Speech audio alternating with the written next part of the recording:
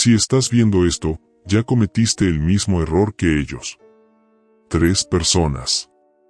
3 historias reales. Todas hicieron lo mismo, entraron demasiado profundo en la dark web. Y lo que encontraron no era contenido ilegal. Era algo que los encontró primero. Porque hay un nivel del iceberg del que nadie habla. Uno donde no solo miras, te conviertes en parte de lo que está pasando. Y después de hoy, vas a entender por qué hay cosas en Internet que no se buscan.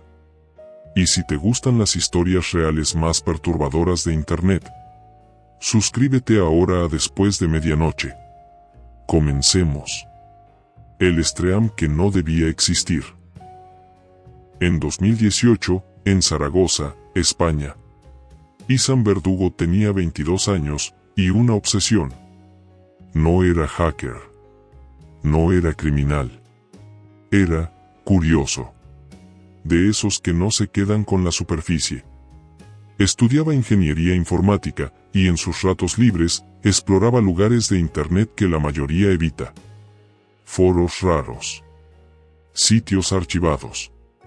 Cosas que no aparecen en búsquedas normales. Pero había una regla que todos en esos espacios repetían. Si encuentras algo en vivo, sal. Izan no la respetó. Todo empezó un martes, a las 2:17 de la madrugada. No podía dormir. Así que hizo lo de siempre, entró en la red Tor y empezó a navegar sin rumbo. Nada nuevo al principio. Mercados. Chats vacíos. Links muertos. Hasta que encontró un hilo, perdido entre decenas de publicaciones viejas. Sin respuestas. Sin actividad reciente. Solo un título. En vivo ahora mismo. Publicado hacía 14 minutos. Izan dudó. Eso ya era raro. La mayoría de esos foros no tenían actividad en tiempo real. Entró. El post tenía un único enlace.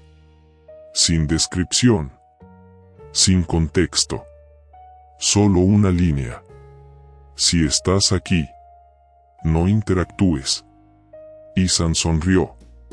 Pensó que era una broma. Y dio clic.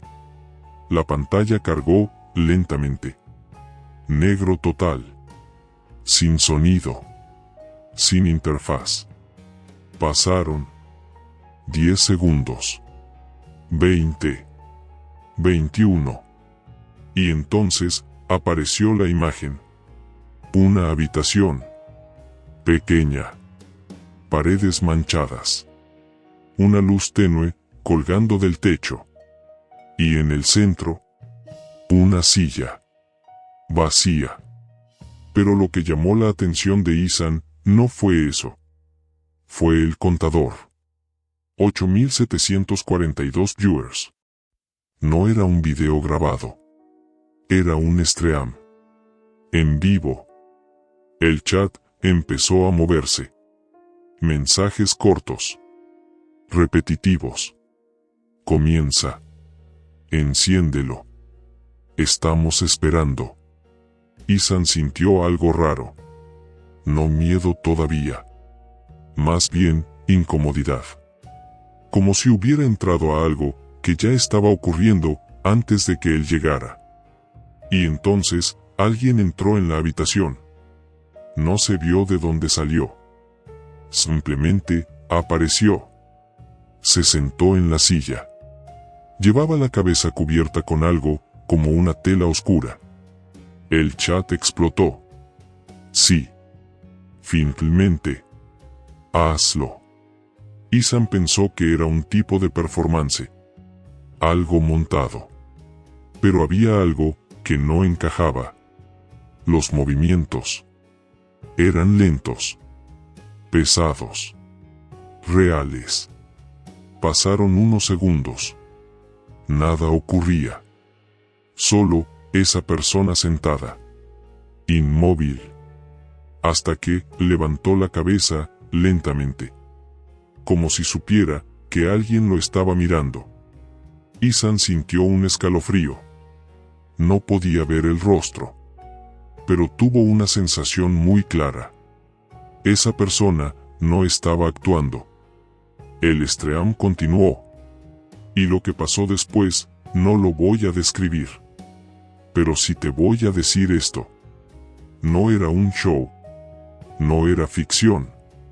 Y nadie en el chat estaba sorprendido. Era como si todos supieran exactamente lo que iba a pasar. Excepto Ethan.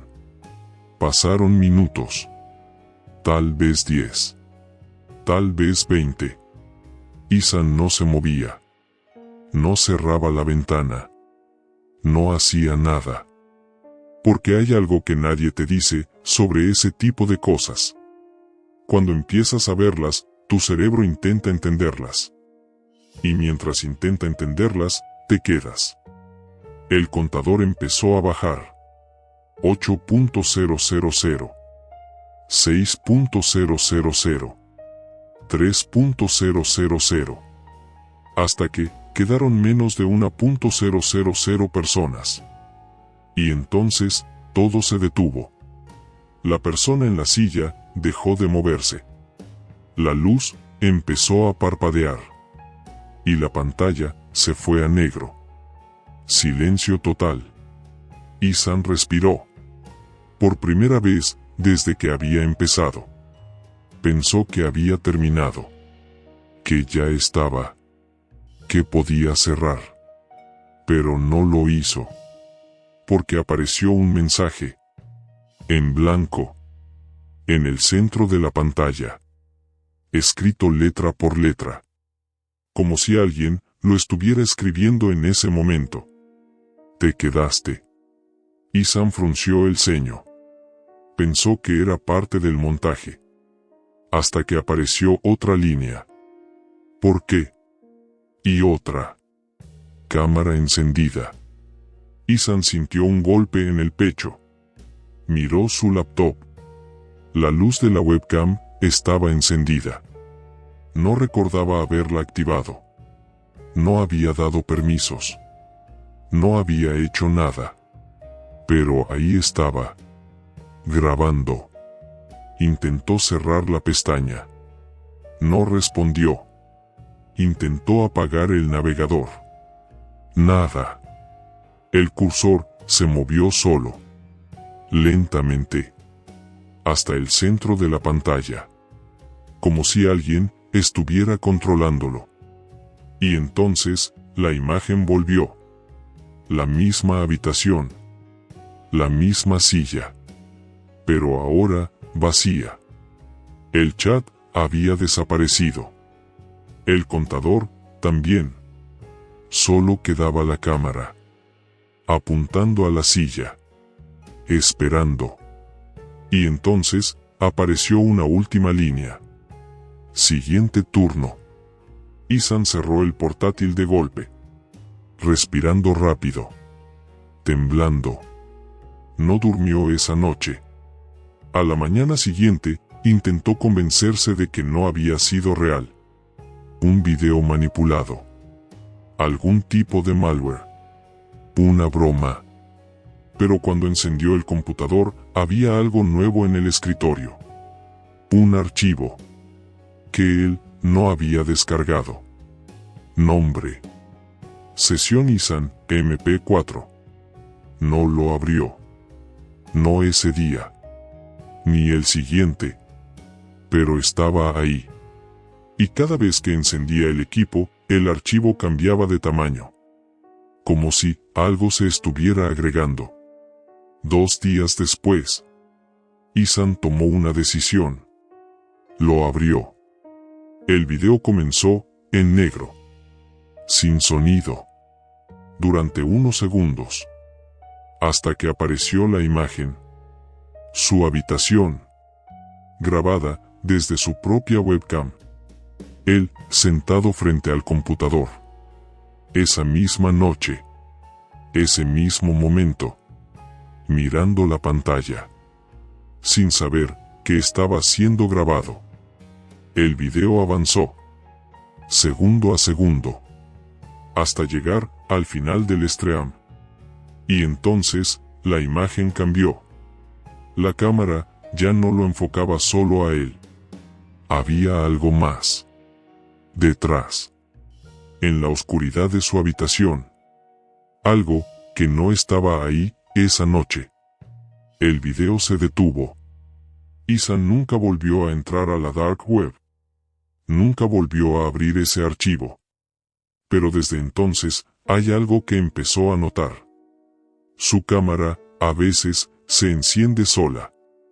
Y algunas noches, cuando la pantalla está apagada, puede ver un reflejo que no coincide con sus movimientos. Porque lo más perturbador de esta historia no es lo que Ethan vio. Es que, si ese stream era realmente en vivo, entonces significa que alguien más también estaba mirando desde el otro lado. El foro de las personas que no existen. En 2020, en Guadalajara, México, Elara Montiel tenía 31 años y una rutina muy clara. Investigar cosas que nadie más quería tocar. Era periodista independiente. No trabajaba para un medio grande. No tenía editores ni filtros. Solo una obsesión. Casos que desaparecían sin explicación. Todo empezó con un patrón. Personas que se desvanecían, sin violencia aparente, sin rastros, sin despedidas. Y lo más extraño, sin cobertura.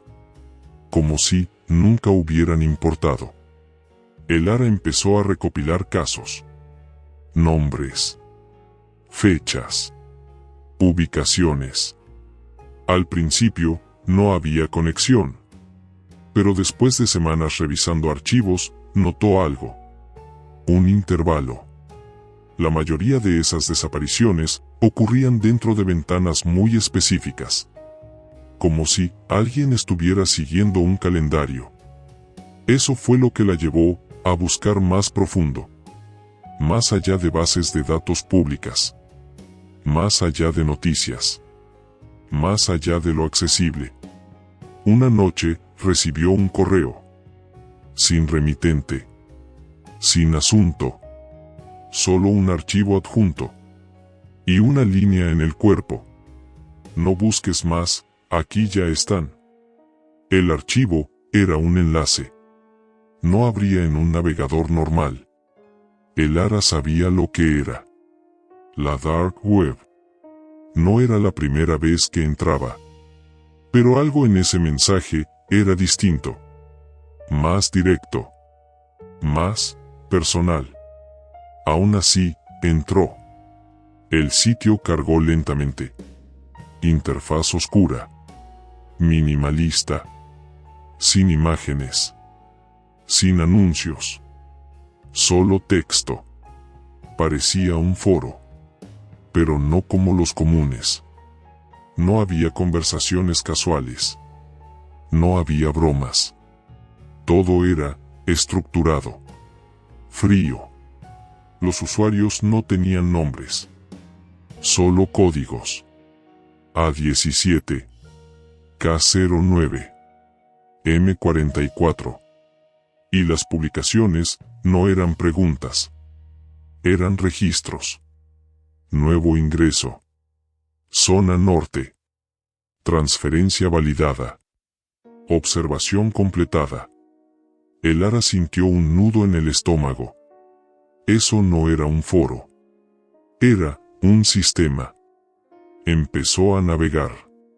Categorías. Secciones. Listas. Todo organizado de una forma inquietantemente eficiente. Hasta que encontró una pestaña que no estaba etiquetada claramente. Solo un símbolo. Un círculo incompleto. Hizo clic.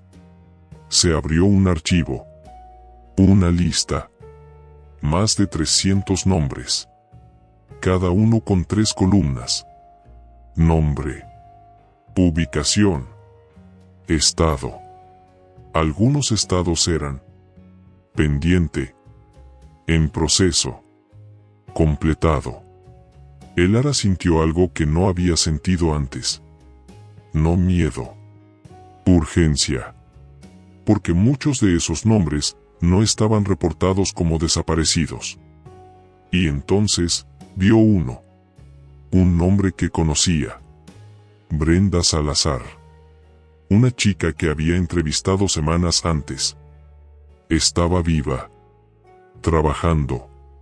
Haciendo su vida normal. Pero en la lista, su estado era pendiente. Elara sintió que algo no encajaba. Intentó convencerse de que era coincidencia. Otro nombre igual. Otra persona. Pero no. La ubicación coincidía. La edad coincidía. Todo coincidía. Intentó contactar a Brenda. Le escribió. Le llamó. Nada. 2 días después, Brenda desapareció. Sin señales. Sin testigos. Sin explicación.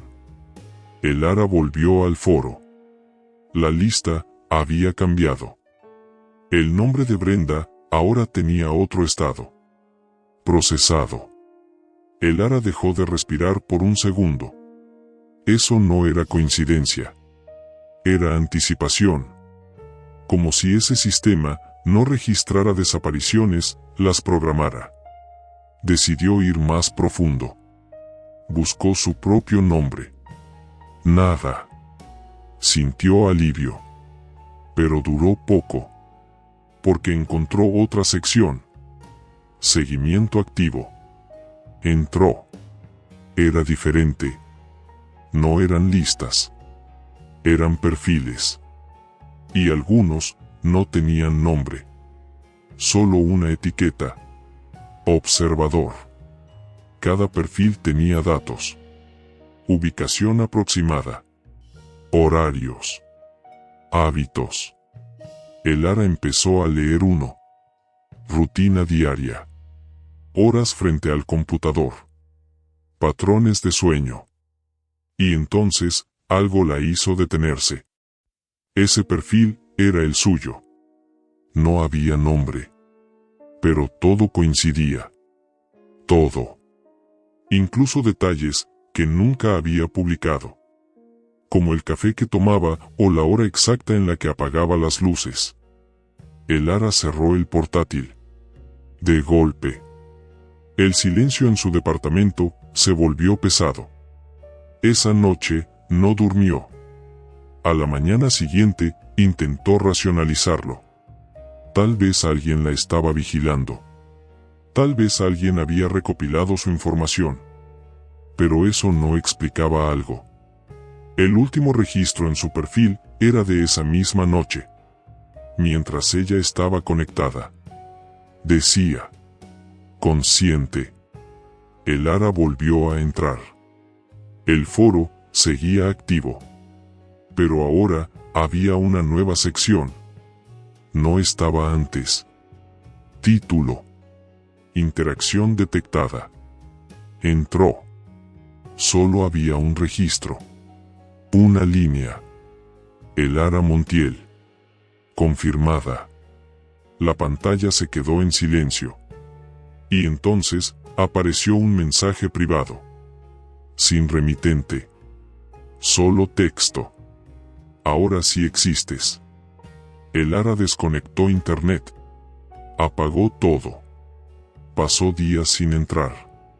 Sin investigar. Sin hablar del tema.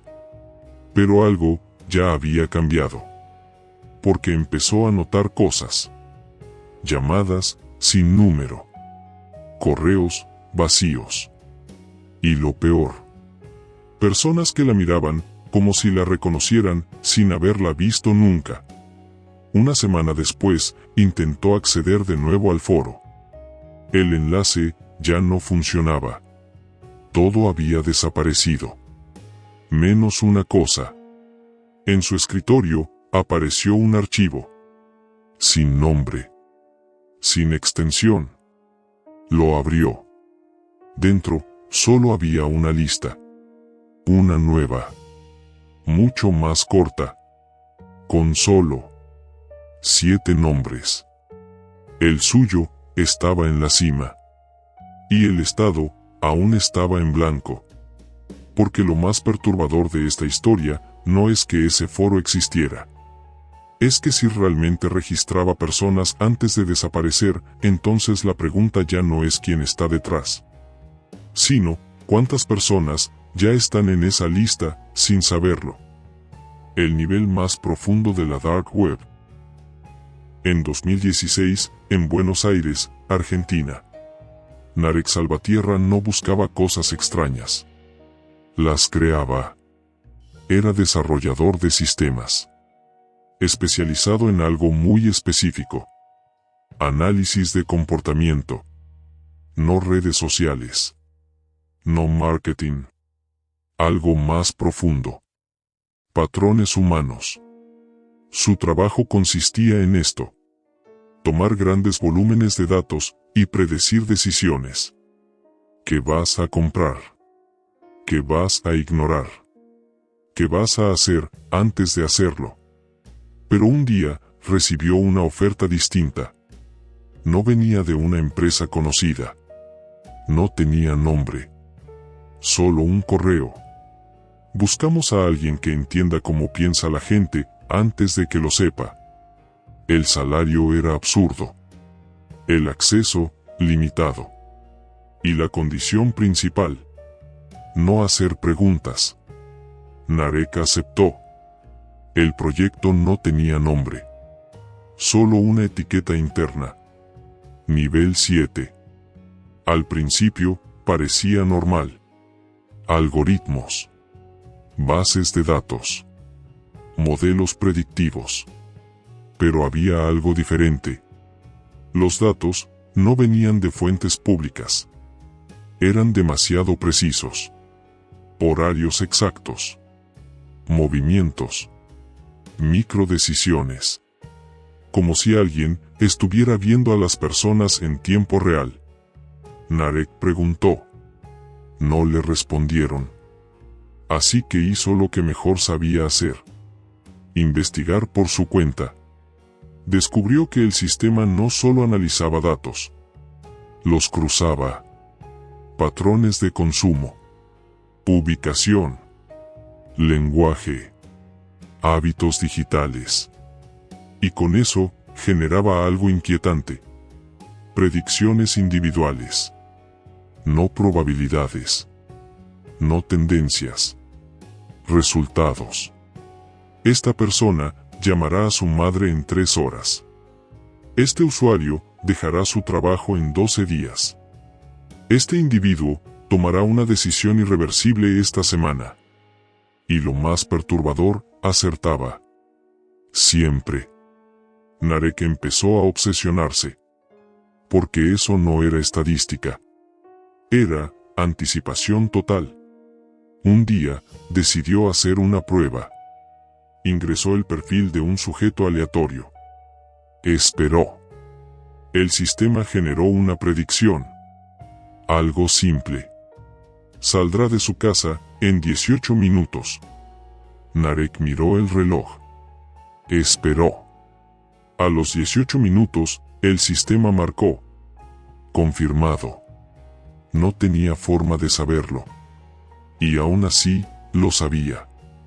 Fue ahí cuando entendió algo. El sistema no estaba observando el pasado. Estaba leyendo el presente de una forma que nadie más podía. Pero lo que vino después fue peor. Una noche, mientras revisaba registros, encontró una categoría oculta. No estaba indexada. No estaba documentada.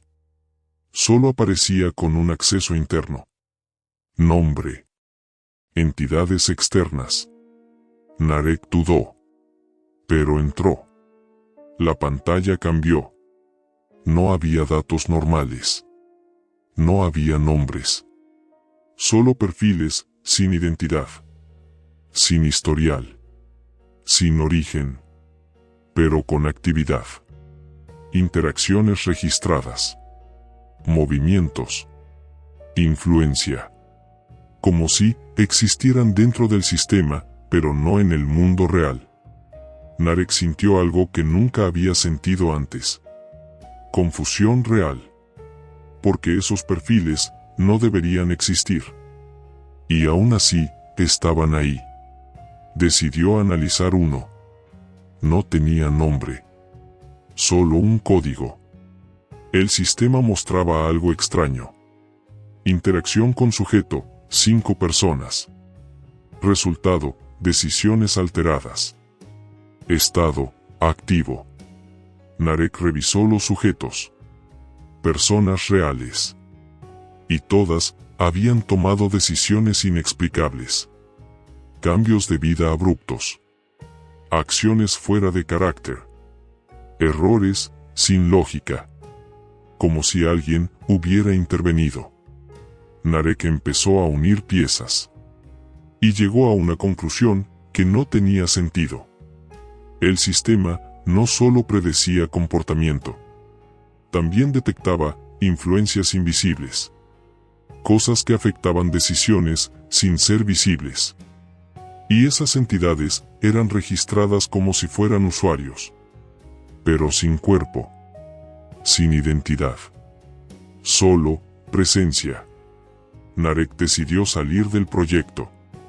Pero antes, hizo una última cosa. Ingresó su propio perfil.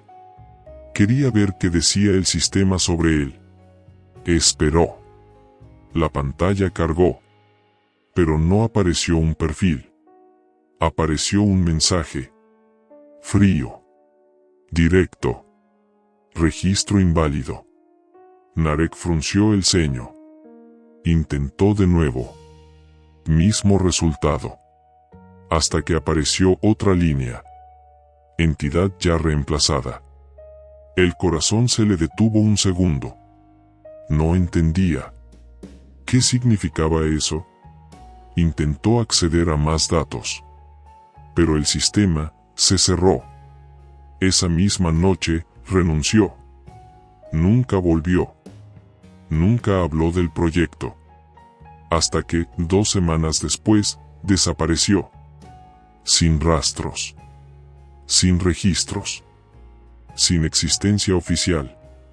Pero lo más inquietante no es eso. Es que meses después, un ex compañero intentó acceder al sistema. Y encontró algo. Un perfil nuevo. Sin nombre. Sin historial. Pero con actividad. Código. NS17.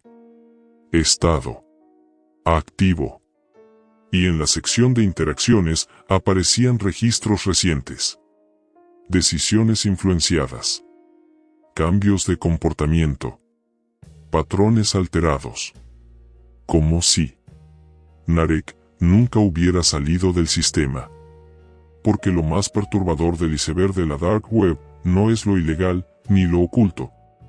Es la posibilidad de que en los niveles más profundos, no todos los que están ahí son humanos. 3 historias distintas, pero el mismo patrón. Todos entraron por curiosidad y terminaron siendo parte de algo que no podían controlar.